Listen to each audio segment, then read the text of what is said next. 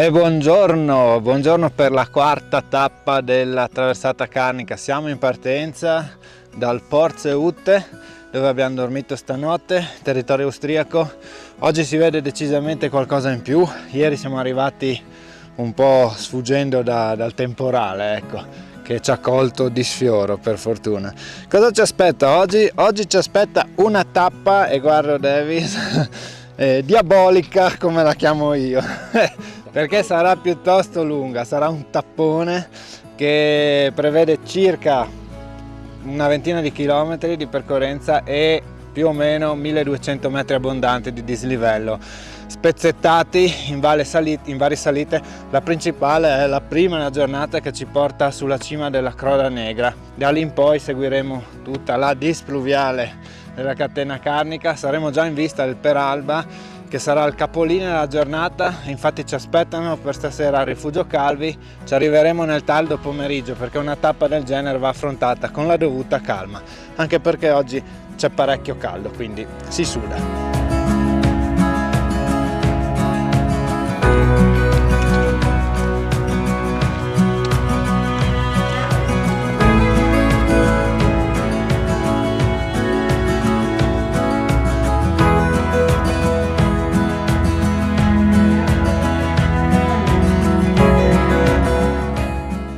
Verso la Croda Negra, con la lingua che tocca il terreno, ma con gli occhi che gioiscono di tanta beltade. Valvisdende dall'alto, tanta roba, e più andremo avanti oggi e più vedremo. E sta sbucando proprio ora la cupola che segna bene o male il punto di arrivo della tappa, perché là dietro c'è il Calvi e la sella sulla destra è dove valicheremo alle sorgenti del Piave.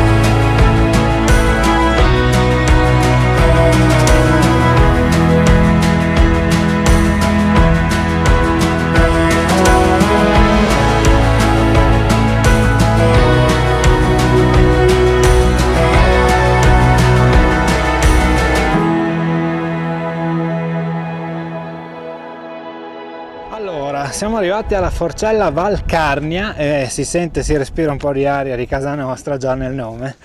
Cosa succede? Che la nostra variante, che proponiamo in questa maniera, da qui abbandona il percorso classico della traversata carnica austriaca per scendere giù in questa valle, andando a guadagnare la strada delle Malghe da Valvisdende, che si vede già laggiù.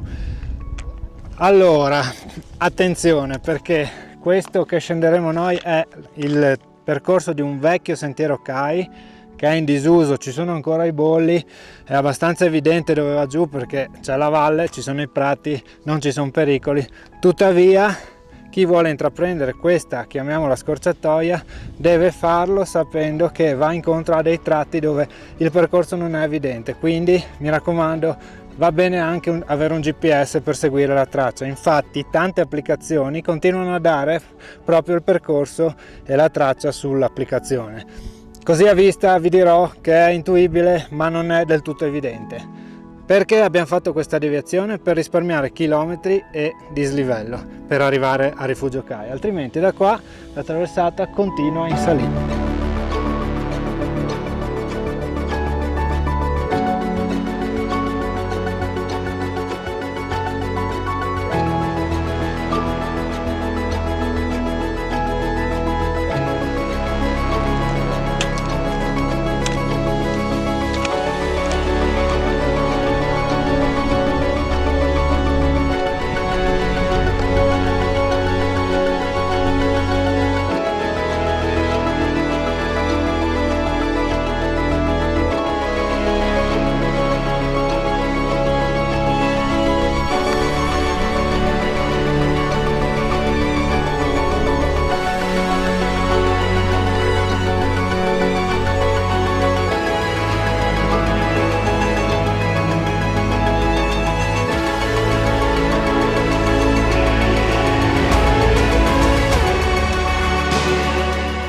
prima eravamo lassù, Forcella Valcarnia, siamo scesi per prati e per tracce di questo sentiero CAI. Ci sono ancora dei paletti o dei bollini sui sassi, bollini piuttosto vecchi, ci sono degli ometi che aiutano. A grandi linee tenete come direttiva il fondo del valloncello dove c'è il torrentello, dovete stare sempre nei pressi del torrentello. Se andate in verticalità, tra l'altro ce ne sono poche, vuol dire che state sbagliando qualcosa, perché è un percorso senza problematiche di sorta o pericoli. Certo è che in caso di nebbia è un po' più complicata e ribadisco, un GPS aiuta, ecco. Da adesso in poi siamo sulla strada delle Malghe e si va verso il Calvi a sprombattuto.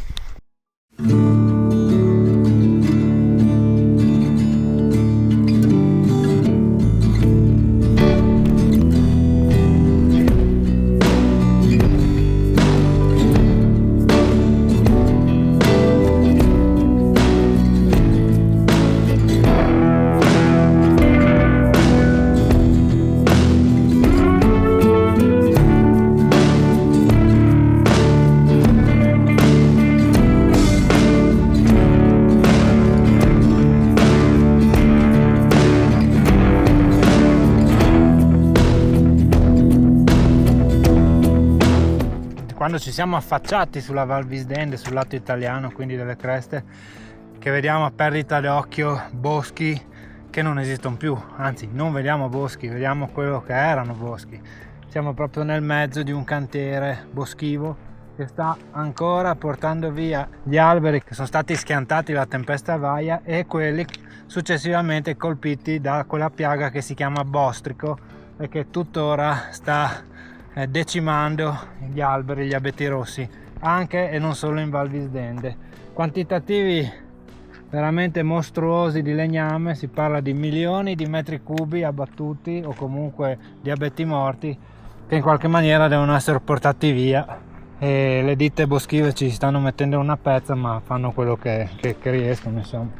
È come attraversare il cimitero degli alberi, ecco, lo definirei così. Una cosa piuttosto triste.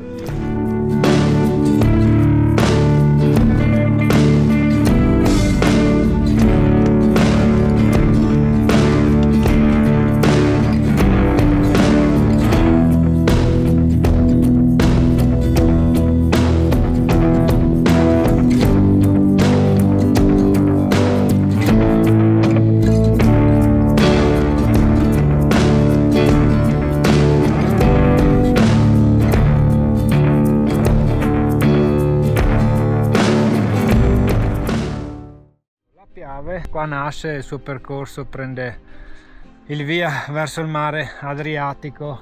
Noi siamo qua sotto le pareti meridionali del gruppo del Peralba. Ultima salita, il rifugio Calvi che ci aspetta per la notte.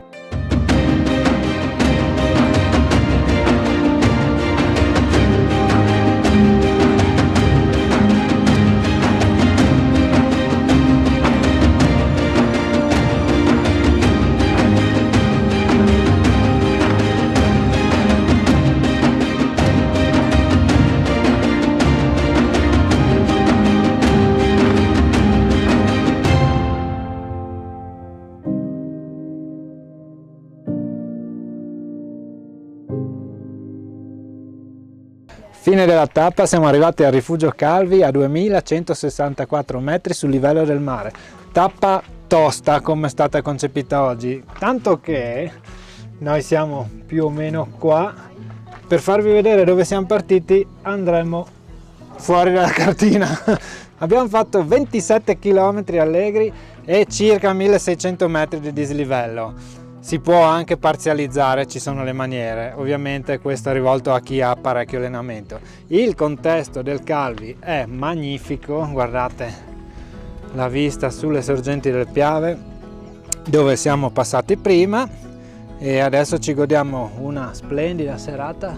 Questa sera vedremo anche le stelle perché non c'è una nuvola, tra la parete del Peralba che è lassù dominante, del Chiadenis e il Picchiadenis che è qua dietro. Vediamo se riesco a farvelo vedere perché è spettacolare, dove c'è ancora una punta di sole proprio sulla cima. Aria buona qua al Calvi, aria buona. Entriamo e conosciamo i gestori. Buongiorno, ciao, sono Christian Galler. Siamo qua a Rifugio Pier Fortunato Calvi.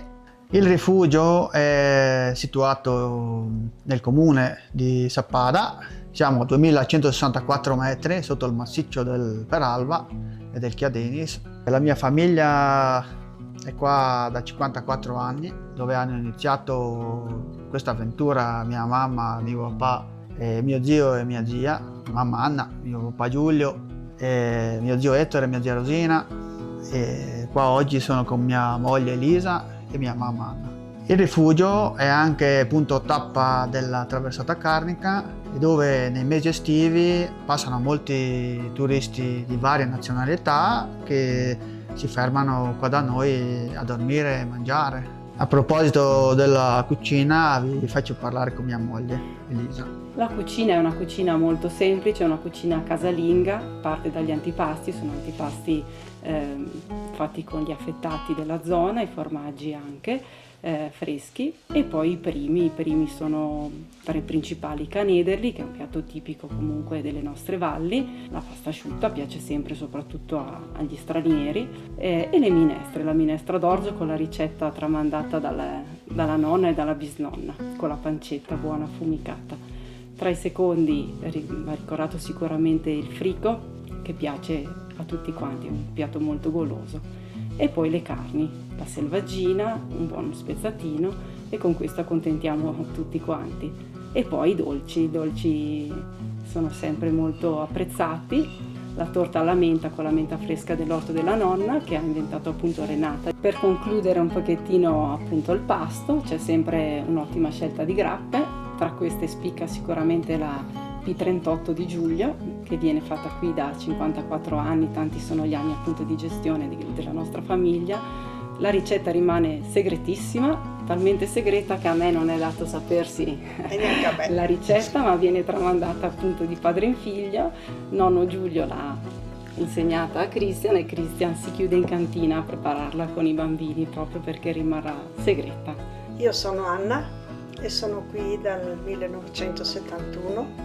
In 54 anni di gestione qui del rifugio abbiamo visto passare tanta gente, tante situazioni e tante emozioni. La più bella era quella del Papa Giovanni Paolo II, che ci ha fatto visita il 20 luglio del 1988, che si è fermato al ritorno della sua salita al Monte Peralba, dove anche c'è la sua via che le hanno dedicato. Al suo ritorno si è fermato a rifugio e siamo stati in conversazione con lui un bel po'. Si è soffermato con Giulio a parlare della Grande Guerra e ha voluto sapere tante cose, i confini delle montagne, e si vedeva che era molto sofferente il dispiacere che aveva per questo che era successo, e le abbiamo offerto il tè e anche i mirtilli sotto grappa che avevano raccolto i bambini l'anno prima.